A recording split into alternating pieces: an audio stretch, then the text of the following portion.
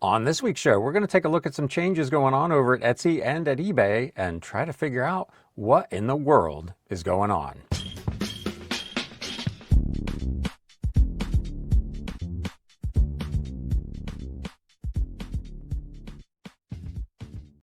What is up, Galaxians? Welcome to episode number 302 of the Galaxy CDs Rocks and Flips Reseller Talk podcast. My name is Ryan, and we've got a little bit of reselling news this week to go over some things going on at Etsy and at eBay kind of over the last couple of weeks, and some potential things that may be happening over at Etsy. So we're going to discuss that, and then at the back end of the show, I do have 11 items to share with you in a interesting What Sold recap. So we'll get into that. Thanks for sticking around. I've been gone for a couple of weeks, been working on some other projects. Shameless plug. There are a couple of videos up on my other channel now, my cycling channel. So if you're interested in checking that out, I'll leave a link in the show notes and the video description down below. But with that out of the way, let's get into this reselling news. News updates.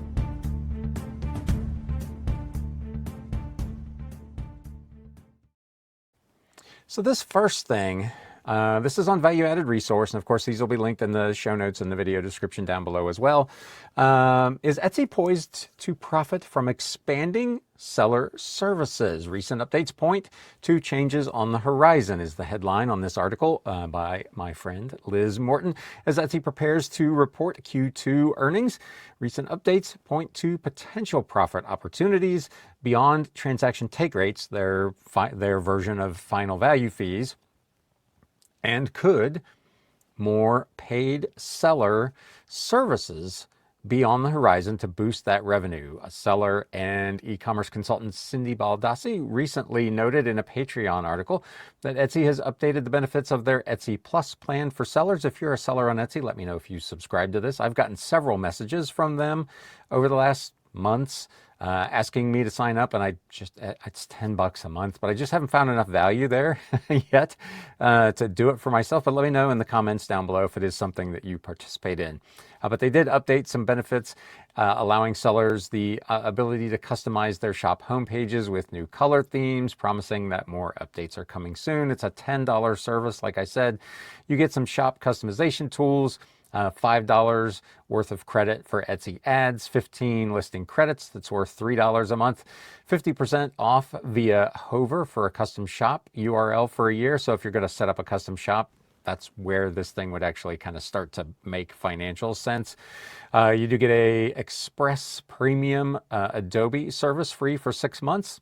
And you get restock requests, which for most sellers probably is not something that they would use. In early 2024, the seller community was buzzing with speculation about the future of Etsy Plus after a leaked survey raised the possibility of a listing fee increase and monthly subscription plans for listings. None of that was in that survey, as the article points out, has come to fruition, at least yet. But it's clear that Etsy is seeing, as all of these sites do, seller fees and seller paid services as a potential revenue generator that will help boost their bottom line, especially since gross market, gross sales, and active buyer status, neither one are growing, and in some cases are actually declining. When Etsy announced back in October of last year, they were blocking most third-party shipping software, which we've talked about here on several occasions, carving out only a few exceptions for select providers. Many wondered if the decision was security-related or possibly meant to reduce costs by limiting API access. I opined at the time that I thought it might be a financial arrangement between Etsy and I believe it's ShipStation and Shippo that are the two that are authorized. I'm still successfully using Pirate Ship, knock wood, that has not been turned off yet. I was grandfathered in because I had already set up that integration. If they ever delink, I won't be able to set that up again. But so far, it is still working. Both of those services are paid services, so you would have to assume, I guess, that maybe there's some sort of a kickback coming Etsy's way on that helps them make a little bit of money. That would explain why they did it. Those limitations originally went into effect for the United States, Canada, and Turkey last year. New ones were just added last week for France and Germany. There's a handy little chart, and again, this will be linked in the video description and the show notes down below. While Etsy may have restricted API access to to perform certain functions like accessing shipping addresses, submitting tracking numbers, and so on, you were still able to download CSV files with all of your order data as a workaround until Etsy last week put those on a 2-week delay, which has made them virtually impossible to use for timely order fulfillment processes. Now, a small seller like myself does not do this. Last week was my best week on Etsy ever. I sold 21 items on Etsy, which is probably 3 or 4 times what I would normally do there. But if you're a big volume seller, one of the ways that you were working around some of the shipping things, one of the ways that you were either pulling, picking, or creating items for orders was to download this CSV file of all your orders from whatever, the previous 24 hours, whatever the setup was that you were using, and then load those into whatever your software was to generate your order information so you know what to go pull, pick, or make. With that now having gone on a 2-week delay, it's essentially useless. And this, of course, has prompted a lot of conversation about, is this something that Etsy intends to monetize? Are they going to set up some kind of a service, or more likely, partner with another third-party program to allow you to do what you've been able to do for free forever? Let me know in the comments what your opinion is of that. Co-founder of multi-channel e-commerce software company Geek Seller Daniel Sikowitz, if I said that correctly, says they're no longer able to process Etsy orders with personally identifiable information. So, for instance, an address. You put your name and address in an order so that we can ship it to you.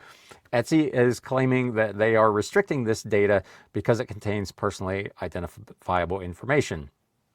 There obviously are very valid reasons to restrict access to personally identifiable information, to PII, from just being thrown out into the wild. But these, you would think, are all vetted companies that they agreed to license their API to, so I don't understand why they would suddenly restrict those companies from using that service, unless these were just companies that were capitalizing on the ability to use this CSV file and we're not really affiliated with Etsy. Now, again, from a financial standpoint, Etsy can just say, nope, we're going to turn that off, and you got to figure out something else. And you as a business can no longer profit off of the information that is on Etsy.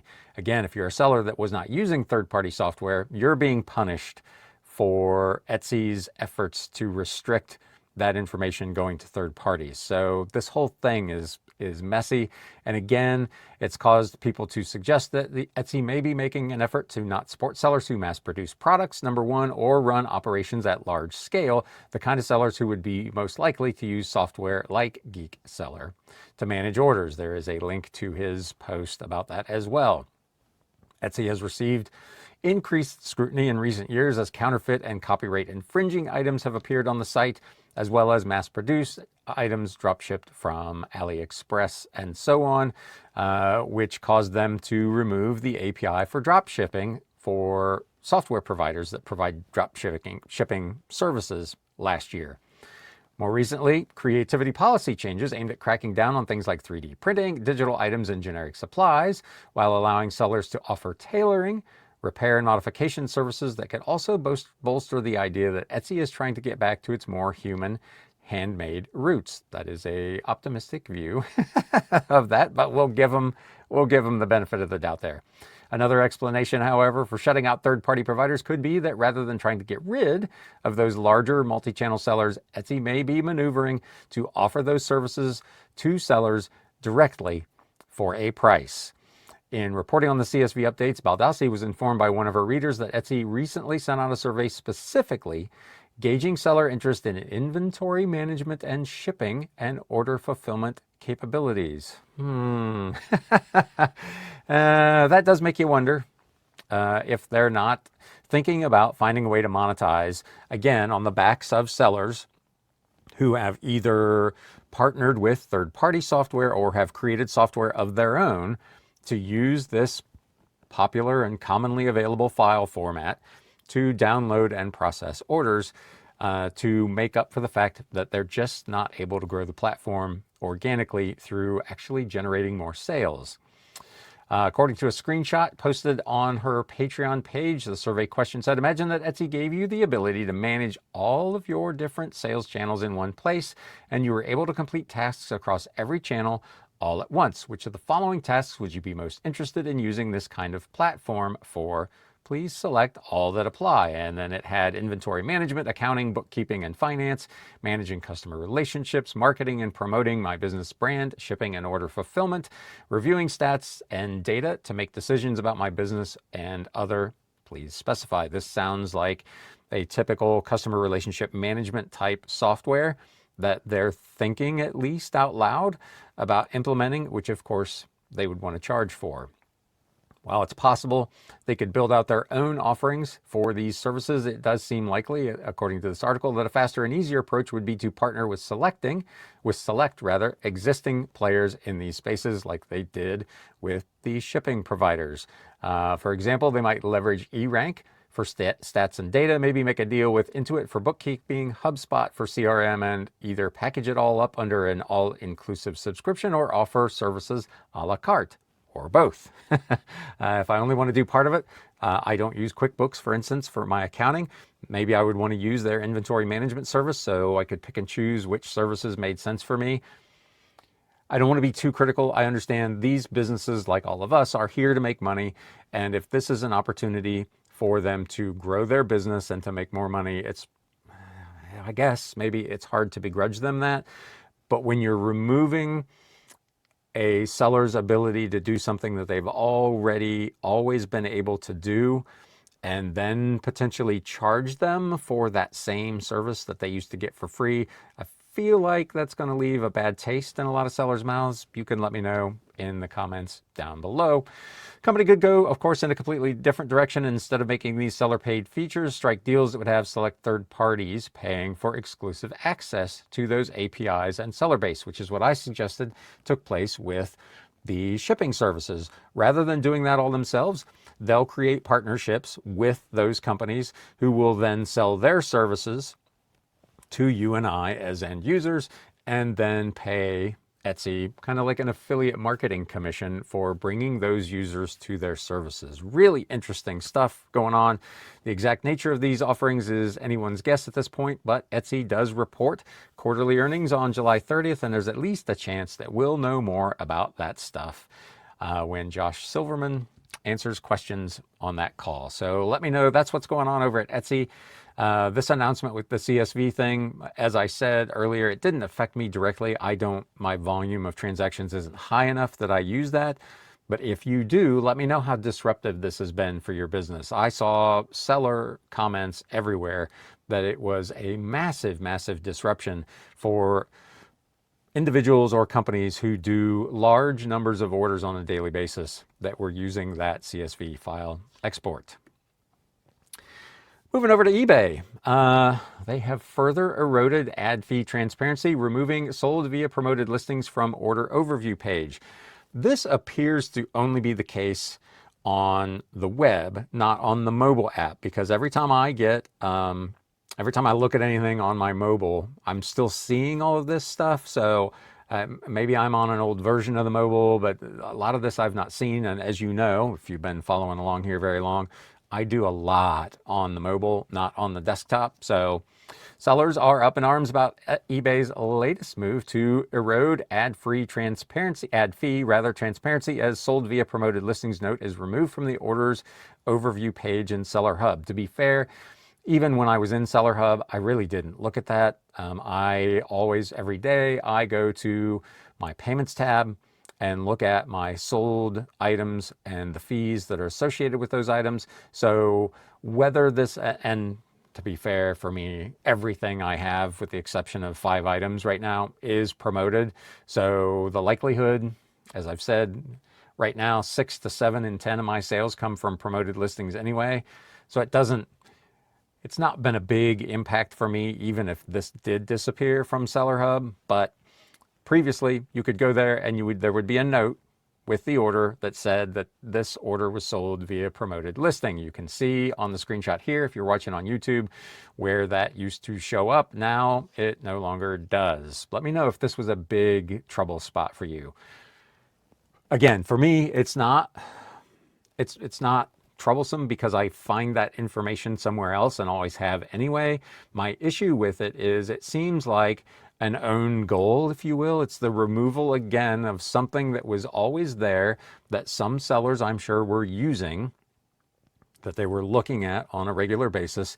And now for apparently no reason, it's just been removed. And it's not like you can't go to the fee page and see that fees were paid there. I mean, it's not like they're going to be able to hide it from you forever. They've just made it more difficult for the seller, in my opinion, for no reason whatsoever. I just don't understand why you would remove something like this.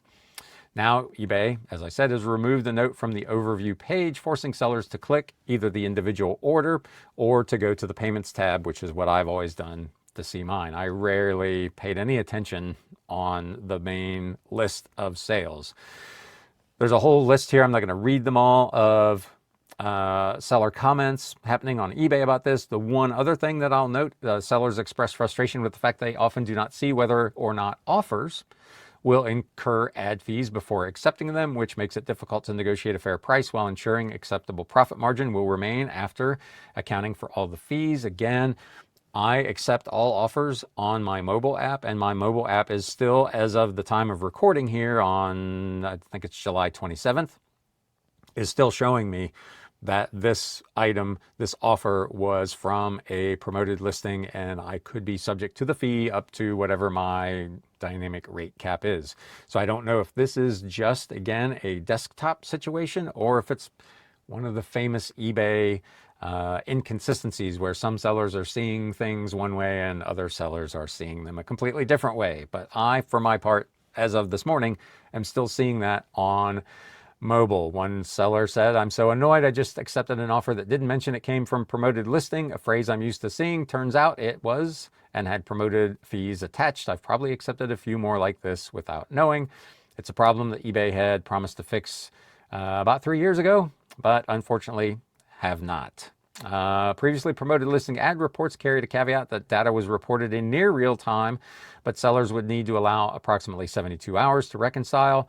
Now it can take even longer, and if they made a mistake, as they did back in the fall, you may recall, or back in the spring rather, we talked about, gosh, a month ago, where sellers got a big bunch of chargebacks for promoted listing fees that were incorrectly not attributed to sales back in March, April, and early May. So again, as I harp on all the time, transparency is key, and not taking things away from sellers that they've always had that are free. There's no financial benefit really to eBay for removing that from that item's already sold. They can't make more money off of it by removing that just little 2-word blurb, sold via promoted listing. I don't understand why you would do that to your seller. So let me know what you think of that change in the comments below. Again, tons of stuff going on with that ad dashboard, some of which is not great. Let me know what you think.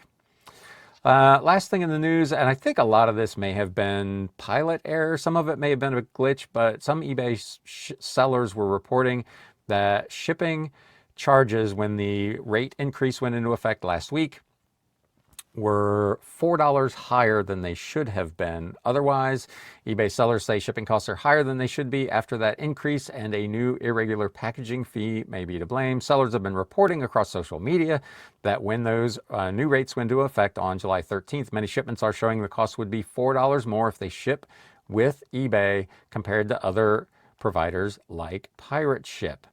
The $4 difference, this article points out, is most likely due to the fact that eBay recently introduced support for USPS irregular non-standard packaging fees, which Pirate Ship had also done. But if you use Pirate Ship, it is very plainly shown on their shipping screen as one of the options. You've got box, bubble mailer, and then the next one is irregular packaging. eBay's stuff, God love them, is never quite that clear. And it's not quite that clear when you're creating listings either. And it may be that sellers have inadvertently at some point selected irregular packaging or have said that they don't know what the packaging is, and eBay by default is applying this irregular packaging fee on top of it automatically. Sellers may not be aware that those settings have been applied to your listings. You need to go in probably and check. If you use business policies, check your business policies. If you do individual transactions, individual listings with shipping, you'll want to check to make sure that you've got those set correctly. Sellers who were experiencing this apparent rate discrepancy should check to make sure they don't have that option set both on the listing and in the shipping details when printing labels. On the listing side, it continues, the irregular package option may have been, as I just said, inadvertently selected by the seller or may have carried over from another listing if the seller uses the sell one like this option. So just be aware of that. If you're seeing numbers, prices on your shipping that seem out of whack, there's a possibility that it's because of the settings that you have on your listings on eBay that may have been set incorrectly by eBay or by you. Nonetheless, going in and fixing them should fix this problem. Let me know in the comments below if this is a problem that you had. With that, that's going to wrap up this week's reselling news. There's a ton of stuff going on. Go visit Liz's site over at valueaddedresource.com for all the news, but those were the three things that I thought were probably worthy of spending a little time on. Let's do some what sold.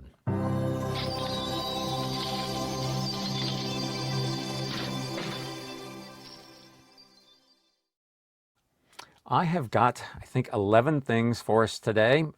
Mix of, I mentioned I had my best week ever on Etsy. So there's quite a few Etsy items here. I did, again, because it's been a couple of weeks since we did one of these, I'd used $30 as my starting point rather than $20, which cut off quite a bit of stuff. And I'm not going to cover any of the podcasting equipment that I've sold, which I've sold most of it. I'm down to 4 microphones and a handful of cables.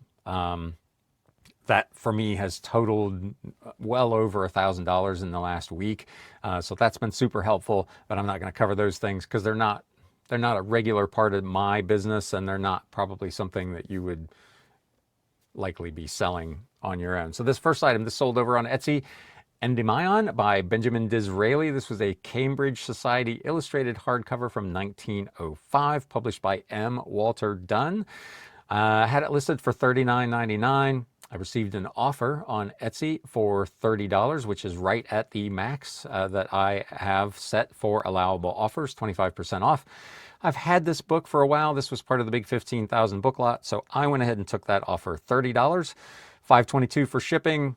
Buyer paid a total of $38.16. I paid $3.68 in fees. Again, 4 cents cost of goods sold from that big purchase. Net profit $26.28. Not bad.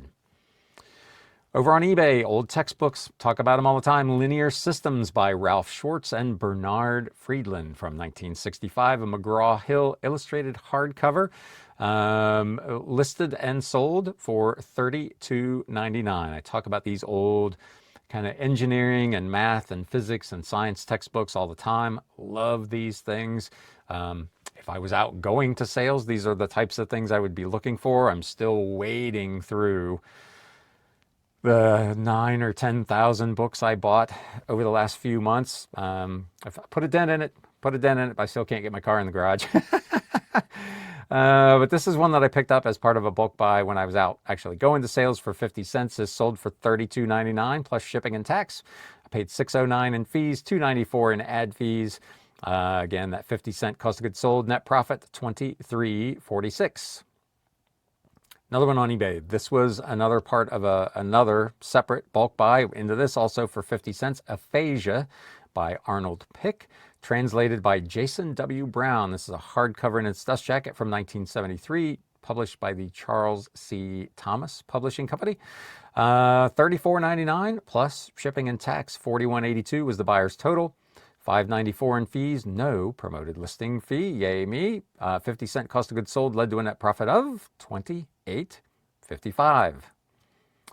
Back over to Etsy. This was also part of a bulk buy. This was a really interesting, I couldn't find anything on this. Never did find a book exactly like this. This is The House on the Rock by Alex Alex Jordan, it's about Spring Green, Wisconsin. It's a souvenir book about this area.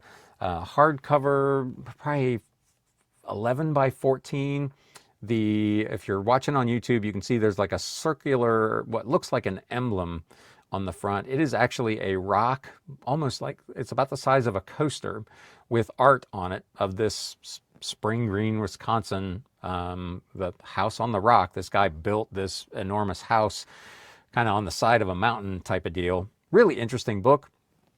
I scoured trying to find one like this with that particular piece of stoneware, if you will, on the cover. Couldn't find anything like it.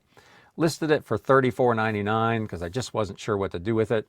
It sat there for a couple of months, but finally did sell for full price, $34.99 plus shipping. Buyer's total, $44.80. $4.31 in fees. 54 cents was my cost of goods sold on this. Net profit, $30.14. Back over to eBay. This was part of the big, whatever it was, 7,000 books that I bought a couple of months ago. Some Do Not by Ford Maddox Ford. 1927 fourth printing, Grosset and Dunlap, hardcover in its dust jacket. Dust jacket had some wear and some minor damage, but this is a really unusual book. So I listed it for $39.99. Got an offer of $35.99, which I went ahead and took because I'm into this for 46 cents. Buyer's total, $43.46. I paid $6.38 in fees. No ad fee, no promoted listing fee on this one either. Net profit, $29.15.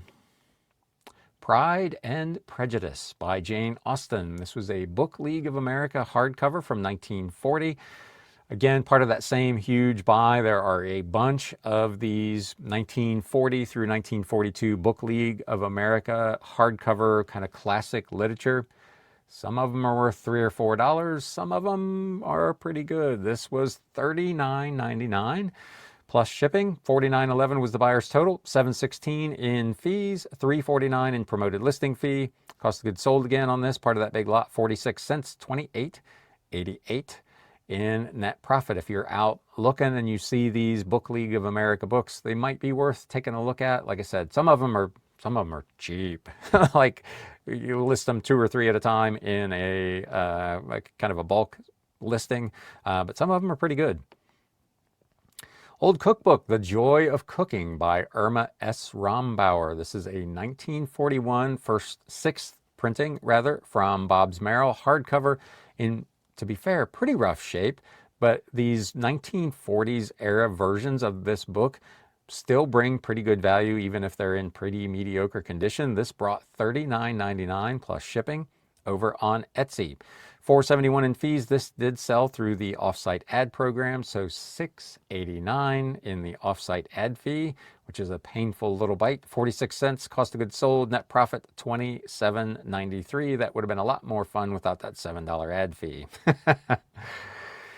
Back over to eBay. The Importance of Feeling Inferior. Interesting. Marie Bainon Ray from 1957. Harper & Brothers hardcover in its dust jacket.